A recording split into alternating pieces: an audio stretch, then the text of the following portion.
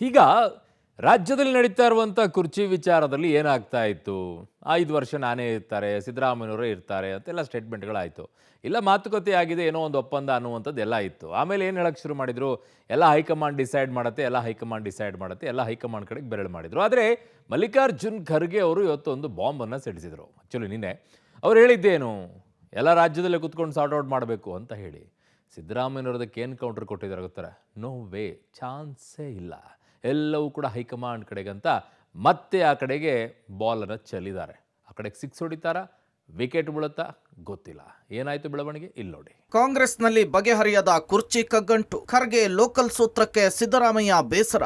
ನಮಗೆ ಹೈಕಮಾಂಡ್ ತೀರ್ಮಾನವೇ ಅಂತಿಮ. ಖರ್ಗೆ ಹೇಳಿಕೆ ನಿರಾಕರಿಸಿ ಕಡ್ಡಿ ತುಂಡಾದಂತೆ ಹೇಳಿದ ಸಿಎಂ. ಕಾಂಗ್ರೆಸ್ನಲ್ಲಿ ಸಿಎಂ ಕುರ್ಚಿ ಕದನ ತೀವ್ರ ಸ್ವರೂಪ ಪಡೆದುಕೊಳ್ತಿದೆ. ಸಿದ್ದರಾಮಯ್ಯ ಡಿಕೆ ಶಿವಕುಮಾರ್ರನ್ನ ಹೈಕಮಾಂಡ್ ಯಾವಾಗ ಕರೆಸಿ ಮಾತನಾಡುತ್ತೆ ಅನ್ನೋದೇ ಸದ್ಯ ಎಲ್ಲರ ಕುತೂಹಲವಾಗಿದೆ. ನಾಯಕತ್ವದ ಗೊಂದಲ ಪೈಪೋಟಿ ತಾರಕಕ್ಕೇರ್ತಿದ್ದಂತೆ ಎಐಸಿಸಿ ಅಧ್ಯಕ್ಷ ಮಲ್ಲಿಕಾರ್ಜುನ್ ಖರ್ಗೆ ತೆರೆ ಎಳೆಯುವ ಪ್ರಯತ್ನ ಮಾಡಿದ್ರು. ನಾಯಕತ್ವದ ಗೊಂದಲಗಳನ್ನು ಹೈಕಮಾಂಡ್ ಸೃಷ್ಟಿಸಿಲ್ಲ, ಅವೆಲ್ಲ ಸ್ಥಳೀಯವಾಗಿ ಸೃಷ್ಟಿಯಾಗಿರುವಂತಹ ವಿಚಾರ ಅಂಥೇಳಿ ರಾಜ್ಯ ಕಾಂಗ್ರೆಸ್ನತ್ತ ಬೊಟ್ಟು ಮಾಡಿದ್ರು.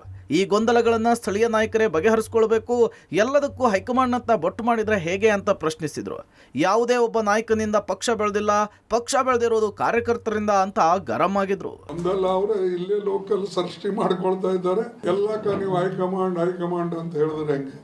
ನೀವು ಇಲ್ಲಿ ಆಗ್ತಕ್ಕಂಥದನ್ನ ಲೋಕಲ್ ಲೀಡರು ಸೆಟಲ್ ಮಾಡ್ಕೋಬೇಕು. ಅದನ್ನ ಒಂದು. ಆಮೇಲೆ ಪಕ್ಷ ಎಲ್ಲರೂ ಕಟ್ಟಿದ್ದು, ಯಾರೋ ನಾನು ಕಟ್ಟಿನಿ ಅಂತಿಲ್ಲ. ಕಾಂಗ್ರೆಸ್ ಪಾರ್ಟಿ ಕಾರ್ಯಕರ್ತರು ಕಟ್ಟರು. ಕಾಂಗ್ರೆಸ್ ಯಾವಾಗಲೂ ಕೂಡ ಯಾರೇ ಲೀಡರ್ ಬಂದ್ರೂ ಅವರಿಗೆ ಕಾಂಗ್ರೆಸ್ ಕಾರ್ಯಕರ್ತರು ಸಪೋರ್ಟ್ ಮಾಡ್ತಾರೆ. ಅದಕ್ಕೆ ಯಾರು ನನ್ನಿಂದಾಗಿದೆ ಅಂತ ಯಾರು ಹೇಳಬಾರ್ದು. ಮತ್ತು ಕೆಲವು ಕಾರ್ಯಕರ್ತರನ್ನು ಯಾರು ಹೇಳ್ತಾರೆ ಇವ್ರು ಕಟ್ಟಾರೆ ಅವ್ರು ಕಟ್ಟಾರೆ ಅನ್ನೋದು ಅದು ಬಿಟ್ಟು ಬಿಡಬೇಕು. ಖರ್ಗೆ ಹೇಳಿಕೆಯನ್ನ ಸಿಎಂ ಸಿದ್ದರಾಮಯ್ಯ ಬಹಿರಂಗವಾಗಿಯೇ ವಿರೋಧ ವ್ಯಕ್ತಪಡಿಸಿದ್ರು. ಮೈಸೂರಿನಲ್ಲಿ ಪ್ರತಿಕ್ರಿಯಿಸುತ್ತಾ ಖರ್ಗೆ ಲೋಕಲ್ ಸೂತ್ರವನ್ನ ನಿರಾಕರಿಸಿದ್ದಾರೆ. ನಮಗೆ ಹೈಕಮಾಂಡ್ ತೀರ್ಮಾನವೇ ಅಂತಿಮ ಅಂತ ಹೇಳಿ ಕಡ್ಡಿ ಮುರಿದಂತೆ ಹೇಳಿದ್ದಾರೆ. ನಾನು ಹೈಕಮಾಂಡ್ ಜೊತೆಗೆ ಮಾತನಾಡಿದ್ದೇನೆ, ಹೈಕಮಾಂಡ್ ನಾವೇ ತೀರ್ಮಾನ ಮಾಡುತ್ತೆ ಅಂತ ಹೇಳಿದೆ. ಅಲ್ಲಿಗೆ ಎಲ್ಲವೂ ಮುಗಿತು ಅಂತ ಹೇಳುವ ಮೂಲಕ ಖರ್ಗೆ ಲೋಕಲ್ ಹೇಳಿಕೆಗೆ ಕೌಂಟರ್ ಕೊಟ್ಟಿದ್ದಾರೆ.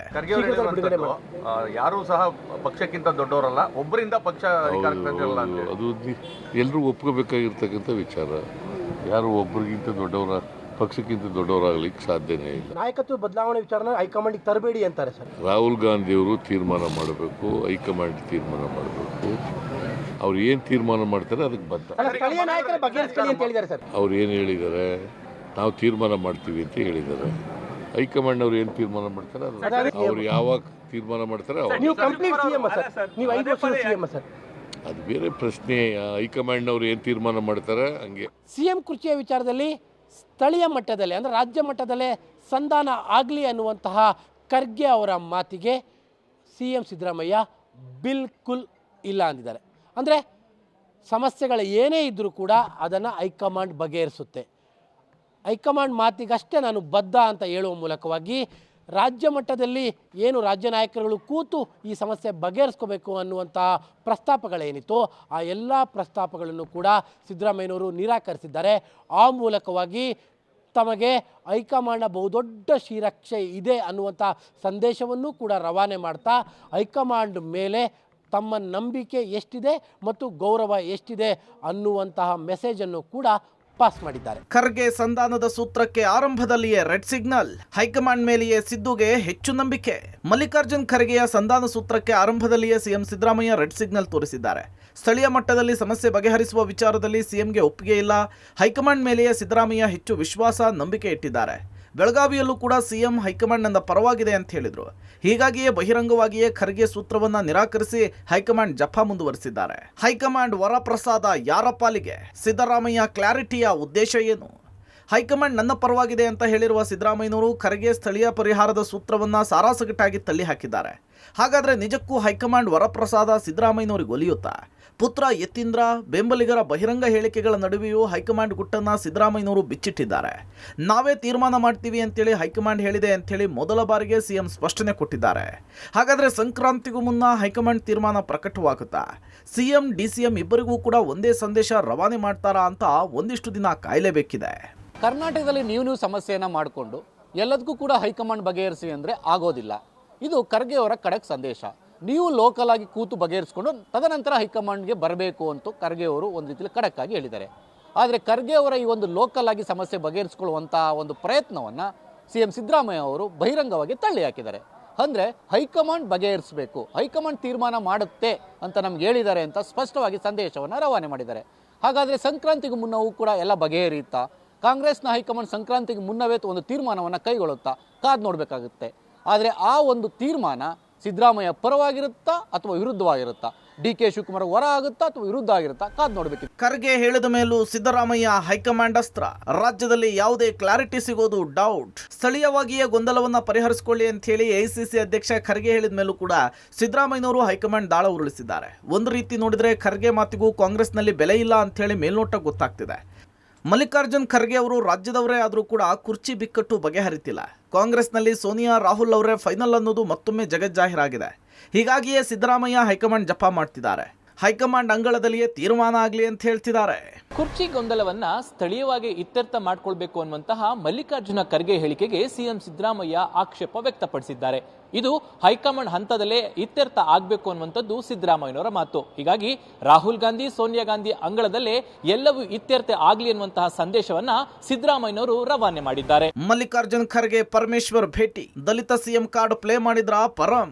ಗದ್ದುಗೆ ಗುದ್ದಾಟದಲ್ಲಿ ಮತ್ತೆ ದಲಿತ CM ಕೂಗಿಗೆ ರೆಕ್ಕೆ ಪುಕ್ಕಗಳು ಬಂದಿದೆ. ಸಿದ್ದರಾಮಯ್ಯ DKC ನಡುವೆ ಕುರ್ಚಿ ಸಮರ ಮುಂದುವರೆದಿದ್ರೆ ಅತ್ತ ಗೃಹ ಸಚಿವ ಪರಮೇಶ್ವರ್ ದಲಿತ ದಾಳವನ್ನು ಉರುಳಿಸಿದ್ದಾರೆ. AICC ಅಧ್ಯಕ್ಷ ಮಲ್ಲಿಕಾರ್ಜುನ್ ಖರ್ಗೆ ಅವರನ್ನ ಭೇಟಿಯಾಗಿ ತಮ್ಮ ಹಕ್ಕನ್ನು ಮಂಡಿಸಿದ್ದಾರೆ. ಖರ್ಗೆ ಸ್ಥಳೀಯ ಸೂತ್ರಕ್ಕೆ ಪ್ರತಿಕ್ರಿಯಿಸಿ, ಖರ್ಗೆ ಅವರು ಹೇಳಿದ ಮೇಲೆ ಅದಕ್ಕೆ ನಾವು ಗೌರವ ಕೊಡ್ತೇವೆ. ಅವರು ಯಾವ ಅರ್ಥದಲ್ಲಿ ಹೇಳಿದ್ದಾರೋ, ಯಾವ ಸೂಚನೆಯನ್ನು ಕೊಡ್ತಾರೋ ಗೊತ್ತಿಲ್ಲ. ಅವರು ಇಲ್ಲೇ ಗೊಂದಲವನ್ನು ಬಗೆಹರಿಸ್ಕೊಳ್ಬೇಕು ಅಂತ ಹೇಳಿದ್ದಾರೆ. ಹಾಗೆ ಹೇಳಿದ ಮೇಲೆ ಇಲ್ಲೇ ಗೊಂದಲ ಬಗೆಹರಿಸ್ಕೊಳ್ಬೇಕು ಅಂತ ಹೇಳಿದ್ದಾರೆ. ಹೇಳಿದ ಮೇಲೆ ನಮ್ಮ AICC ಅಧ್ಯಕ್ಷರು ಹೇಳಿದ ಮೇಲೆ ಅದಕ್ಕೆ ನಾವು ಎಲ್ಲ ರೀತಿಯ ಗೌರವವನ್ನು ಕೊಡ್ತೇವೆ. ಅವರು ಯಾವ ಅರ್ಥದಲ್ಲಿ ಹೇಳಿದಾರೋ, ಏನು ಸೂಚನೆ ಕೊಡ್ತಾರೋ ಮುಂದೆ ಗೊತ್ತಿಲ್ಲ. ಆದರೆ ಅವರು ಹೇಳಿದ ಮೇಲೆ ಅದನ್ನು ಕೇಳಲೇಬೇಕಲ್ಲ ನಾವೆಲ್ಲರೂ ಕೂಡ. ಇಲ್ಲೇ ಗೊಂದಲ ಬಗೆಹರಿಸ್ಕೋಬೇಕಾ ಸರ್? ಅಲ್ಲಿಗೆ ಹೋಗೋದು ಬೇಡವಾ? ಅಲ್ಲ, ಅದನ್ನು ಅವ್ರು ಹೇಳಿದಾರಲ್ಲ ಆ ರೀತಿ.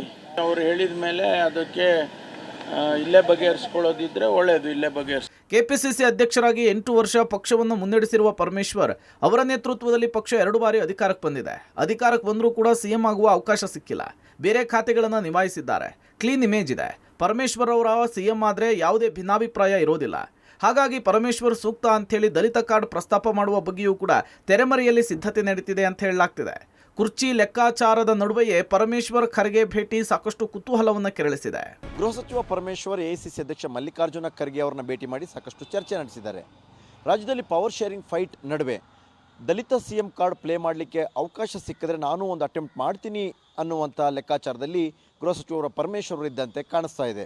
ಹಾಗಾಗಿ ಎಲ್ಲೋ ಒಂದು ಕಡೆ ನಮ್ಮ 2 ಬಾರಿ ಸರ್ಕಾರ ಅಧಿಕಾರ ಬರುವಾಗ ಅಧ್ಯಕ್ಷನಾಗಿದ್ದೆ, 8 ವರ್ಷ ಅಧ್ಯಕ್ಷನಾಗಿದ್ದೆ, ಜೊತೆಗೆ ನನ್ನ ಹಿರಿತನ ಇದೆ, ಹೀಗೆ ಸಾಕಷ್ಟು ವಿಚಾರಗಳನ್ನ ಇಟ್ಕೊಂಡು ದಲಿತ CM ಕಾರ್ಡ್ ಪ್ಲೇ ಮಾಡುವ ಲೆಕ್ಕಾಚಾರದಲ್ಲಿ ಸಾಕಷ್ಟು ಸಿದ್ಧತೆಗಳನ್ನ ಪರಮೇಶ್ವರ್ ಮಾಡ್ಕೊಳ್ತಿದ್ದಾರೆ ಅನ್ನೋ ಮಾಹಿತಿಗಳು ಕೂಡ ಕೇಳಿ ಬರ್ತಾ ಇದೆ. DKC ರಾಜಣ್ಣ ಭೇಟಿ ಮಾಡೋದ್ರಲ್ಲಿ ತಪ್ಪೇನಿದೆ? ತಮ್ಮ ಆಪ್ತನ ಭೇಟಿ ಬಗ್ಗೆ ಸಿದ್ದರಾಮಯ್ಯ ಸಮರ್ಥನೆ.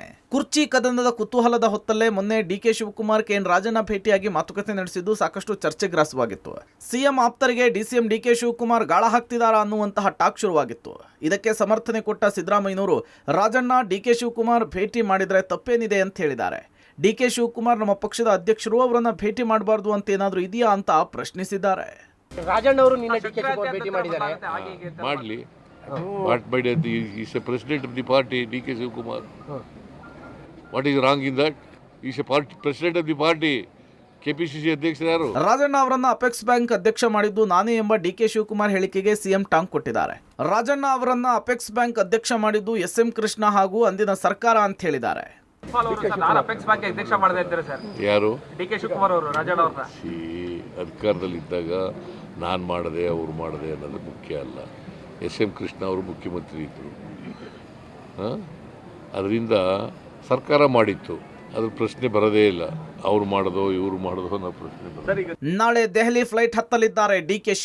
ಹೈಕಮಾಂಡ್ ಕರೆ ಬರುವ ಮುನ್ನವೇ ಅಚ್ಚರಿಯ ನಡೆ. ಈ ನಡುವೆ DCM DK ಶಿವಕುಮಾರ್ ನಾಳೆ ದೆಹಲಿಗೆ ತೆರಳುತ್ತಾ ಇದ್ದಾರೆ. ಕೇಂದ್ರ ಸಚಿವರನ್ನ ಭೇಟಿ ಮಾಡುವ ಕಾರಣ ಕೊಟ್ಟಿದ್ದು, ಇದೇ ವೇಳೆ ಹೈಕಮಾಂಡ್ ನಾಯಕರ ಭೇಟಿಗೂ ಕೂಡ DKC ಮುಂದಾಗುವ ಸಾಧ್ಯತೆ ಇದೆ.